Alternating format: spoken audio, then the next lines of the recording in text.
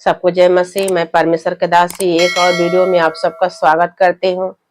और प्रभु यीशु मसीह के वचन से आज मैं आप लोगों को सिखाऊंगी चंगाई के बारे में। चंगाई कैसे होता है इसके बारे में मैं आप लोग को सिखाऊंगी। आज का टॉपिक यही है कि चंगाई कैसे होती है। आइए आप लोग को मैं उसमें से बताती हूँ कि परमेश्वर का वचन कहता है कि यीशु मसीह एक मनुष्य था, लेकिन परमेश्वर से प्रार्थना करने में सारी रात बिताते थे और पहाड़ों पर जाके प्रार्थना करते थे, जंगलों में जाके प्रार्थना करते थे। आज बहुत लोग चमत्कार तो चाहते हैं, लेकिन चमत्कार कैसे होता है उसके जड़ तक नहीं जाते हैं। तो आइए आप लोग परमेश्वर के वचन से सीखेंगे। मरकुस 1 और वचन 35 से मैं आप लोग को दिखाती हूँ कि वचन में लिखा है कि यीशु एकांत में प्रार्थना करने के लिए हमेशा जाते थे। और एकांत की प्रार्थना बाइबल कहता है कि आदमी दिल खोल के प्रार्थना करता है, अपने मन की इच्छा परमेश्वर से आगे कह के प्रार्थना करता है। और एक दिन यीशु मसीह ने सोचा कि आज मैं परमेश्वर का जो काम है वो करने चलूंगा।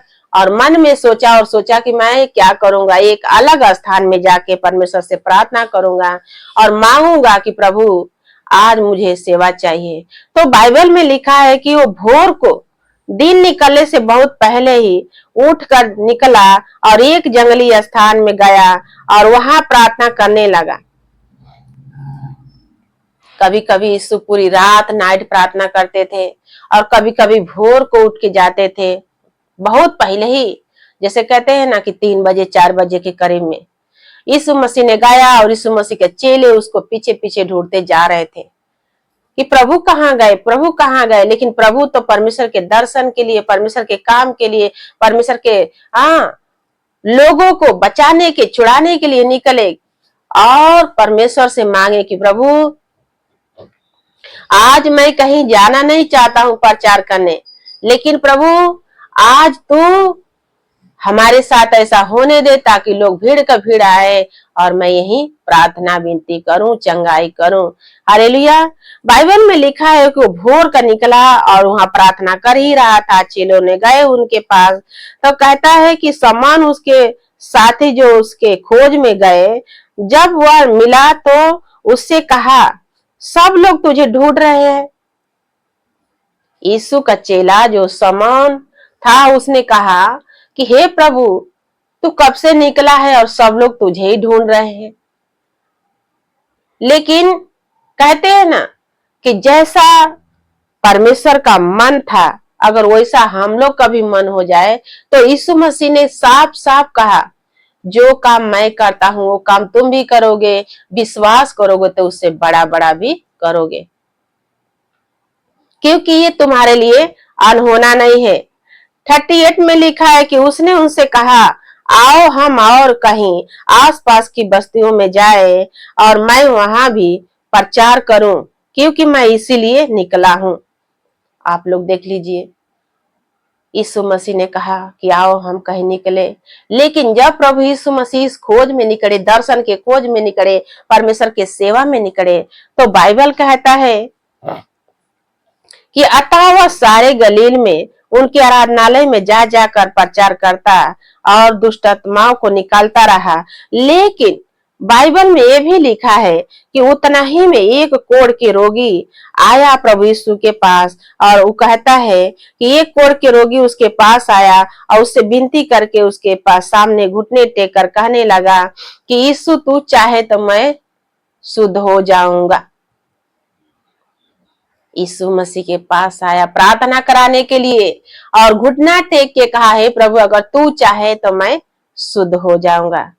यीशु मसीह उसके बातें को सुना और यीशु मसीह के मन में तरस आया कि मैं तो यही काम करना चाहता हूं, मेरा काम क्या है, मैं चाहता हूं बेटा तू शुद्ध हो जा। और बाइबल कहता है कि वो कोढ़ के रोगी तुरंत उसी घड़ी शुद्ध हो गया। यीशु मसीह ने कहा कि किसी से बताना नहीं, लेकिन बाइबल कहता है कि जब जब यीशु मसीह ने कहा कि बताना नहीं, तब तब प्रभु यीशु मसीह का काम जो है और ओपन हुआ और खुल्लम खुल्ला लोग प्रचार करने लगा। और बाइबल कहता है कि यीशु मसीह वही जगह पर था कि बाइबल में यह लिख दिया गया है कि वो कोढ़ के रोगी जाके पूरे गांव भर के बताया कि आओ वहां पर भविष्यवक्ता है, उसने मुझे प्रार्थना किया और मुझे चंगाई मिला। और भीड़ का भीड़ लोग आने लगे, यहाँ तक कि लकवे के रोगी को भी लोग लेके आने लगे, दुष्ट आत्माओं के लेके आने लगे, मिर्गी वाले को लेके आने लगे, मतलब हर प्रकार के लोग आने लगे। और बाइबल में लिखा है कि यीशु खुल्लम खुल्ला बाहर नहीं जा सका, वहीं पर प्रार्थना किया और परमेश्वर की महिमा हुई। बहुत से बीमारों को चंगा किया, बहुत से बीमारों को चंगा किया।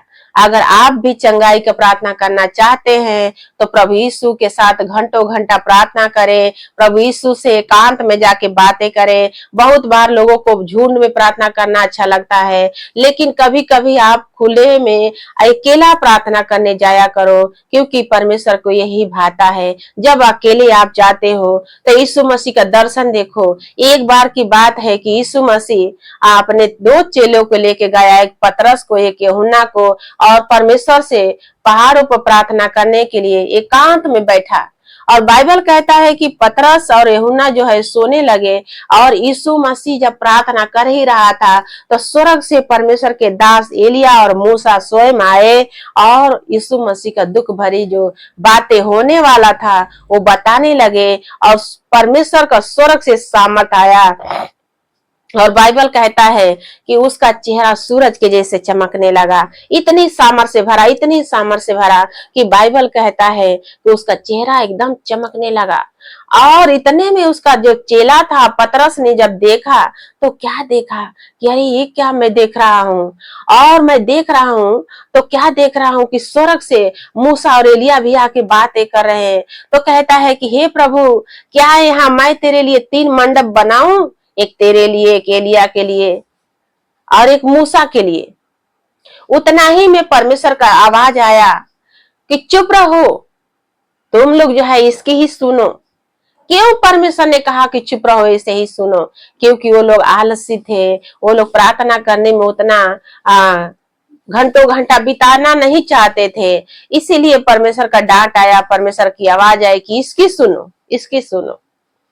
अगर आज आप लोग सेवकाई करते हो और आई वचन को सुनते हो तो आप जब घंटों घंटा प्रभु के सामने समय बिताते हो, प्रार्थना करते हो, तो आपको भी परमेश्वर कहेगा लोगों में कि लोगों इसकी सुनो। क्योंकि लोगों के सामने परमेश्वर आपको अगुआ बनाया है और आपको नियुक्त किया है अपना काम करने के लिए, आपकी महिमा करने के लिए। तो एक दुल्हा के समान आपका आदर होता है, एक दुल्हन की समान वहां शोभा बढ़ता है, और आपको परमेश्वर ने वो पद दिया है, वो काम दिया है, तो आप करो। और परमेश्वर खुद लोगों में आदेश देगा कि तुम सब लोग इसकी सुनो। चंगाई कैसे होता है? 5 मिनट की प्रार्थना में नहीं होता है, 10 मिनट की प्रार्थना में नहीं होता है, घंटों भर की भी प्रार्थना में नहीं होता है। अगर आप लोग ऐसा ही करना चाहते हो तो एकांत में प्रार्थना करो और परमेश्वर आपके साथ रहेगा। आप सामर्थ पाओगे, शक्ति पाओगे, और परमेश्वर यीशु मसीह के नाम से आपके जीवन से बहुत बहुत चमत्कार होएगा, और लोग कहेंगे परमेश्वर नीचे इसके साथ में है। हालेलुया। तो आज का यही वचन है। परमेश्वर आज के इस वचन से आप लोगों को बहुत बहुत आशीष दे, और आमीन।